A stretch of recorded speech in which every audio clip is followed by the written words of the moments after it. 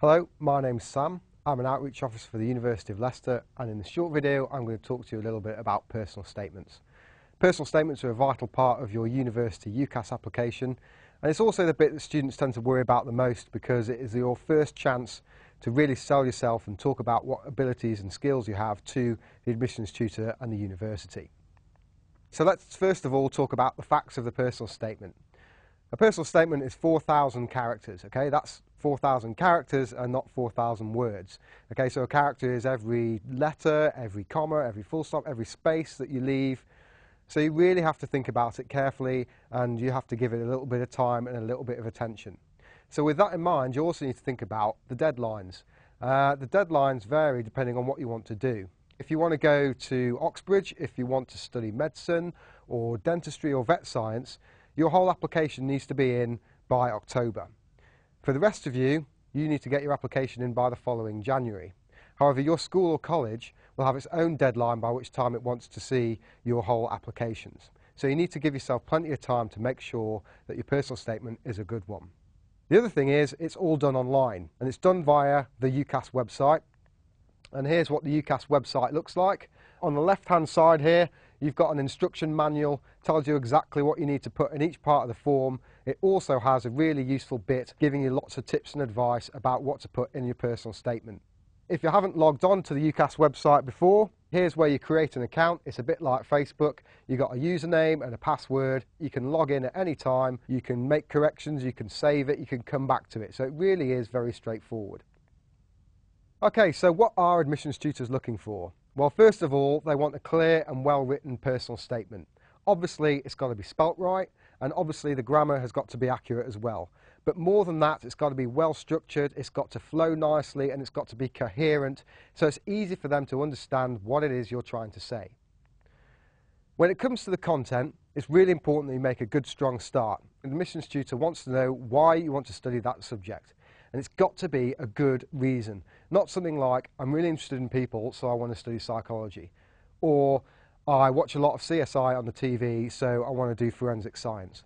Okay, you should perhaps combine your studies with your outside interests. So let's say you wanted to do physiotherapy at university.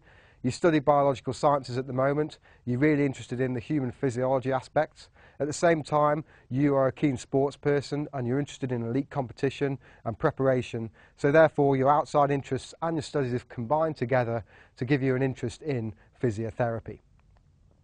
An admissions tutor will also want to see that you have a good understanding of your subject. This doesn't mean you just define the subject, such as saying criminology is the study of crime and punishment. And neither are they looking for some grandiose statement that sums up everything there is to know about the particular subject you're interested in. What they want to see is little nuggets of knowledge that show you have the capability of studying at the higher level. So what is your take on the latest developments in the field? What is your take on the latest books that have come out or the latest topical issues that surround your subject in the media? These really show that you've gone a little bit further, you've delved into the information, and you have that capability and you have that determination to understand what it is that your subject is all about. You should also talk about your current studies. What are you doing at the moment and what you're enjoying, and how is that going to help you at university? It might give you the knowledge that you need to do a particular subject. It also might be in terms of giving you the skills, such as the communication skills, numeracy, critical thinking. All those things and abilities that you'll need to study successfully at university are developed through your current studies. Throughout your personal statement, you want to show your aspirations and enthusiasm. What are you really looking forward to? Perhaps you're really looking forward to studying, I don't know, 20th century American literature, or you're really looking forward to having the chance to go on a year in industry or go and study a year abroad or something like that. At this point, it's really important that you've read the prospectus. Okay, so if you're talking about your passion for 20th century American literature, and one of the courses you've applied for doesn't actually do 20th century American literature as part of the curriculum, then they're going to say, well, that's great, but why have you applied here? So it's a bit of a wasted application. Again, make sure that you show that passion for the subject, show your enthusiasm, because the admissions tutors are academics. They write books about the subject, they teach their subject, and they research their subject. And they're going to want someone as enthusiastic as they are on their course, who's got that passion and got that enthusiasm for those full 3 or 4 years that you're going to be at university. A lot of subjects, especially the vocational ones, they like to see that you've got a bit of work experience in a relevant sector or a bit of volunteer work or something like that. So if you've got that, then it's important that you put it in your personal statement.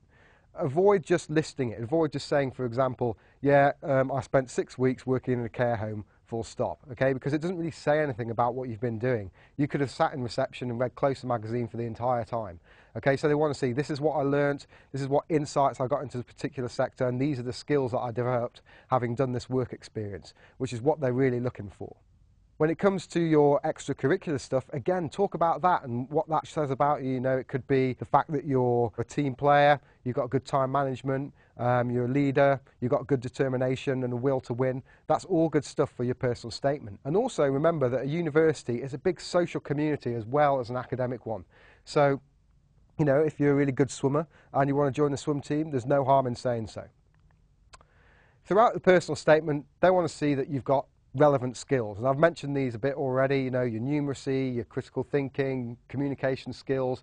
They don't just want a paragraph at the end saying, I have these skills, okay, but you should weave it into the text when you're talking about your current studies, when you're talking about your job or your extracurricular activities or your work experience. They want to see that you've got the skills that are required to study at university level. Okay, so that's what you should do, but there's also plenty of things that you shouldn't do.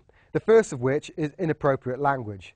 Now, I mentioned earlier that, yeah, you have to be positive and enthusiastic, but it's a balance to be struck between that and then just going over the top. So saying things like, it's my destiny to do this subject, or I came out of the womb wanting to study nanotechnology or something like that, you'll just lose a little bit of credibility. Even when you think you've written something quite sensible, like, I have a fascination for the human body, okay, think about what that means, okay, repeat it in your mind because it actually sounds quite sinister. Being too quirky as well, if you try and make a joke or try and be clever, it's very subjective, and what you might think is hilarious might just go right over the top of their heads. And whilst we're on the subject, email addresses, you know, for the whole application, this is a formal application and you want to stand out for the right reasons and you don't want to lose credibility. I've seen some right weird email addresses in my time at Leicester, things like lilpinkfairydoesforever@hotmail.com or leicestercityforever@yahoo.co.uk. Again, you're just losing credibility. So for the purposes of your application, if you haven't got one already, just a sensible first name, second name, email address will be absolutely perfect. Another thing to avoid is basically cheating. There are loads of websites out there where they've got, you know, clinics for personal statements. You can borrow bits of personal statements. You can pay people some money to rewrite your personal statement. You shouldn't do that, okay? It should be your own work. UCAS has now got a personal statement scanning device which detects if you've been copying off websites or anything like that. And again, don't upload it to the public domain for other people to have a look at because you don't know what they're going to be doing with your personal statement. You might have written something really great and they nickel your ideas and then give it out to everybody else. Okay, so make sure it's your own work and your own work only. Things to bear in mind, okay, with your whole application really, but also your personal statements.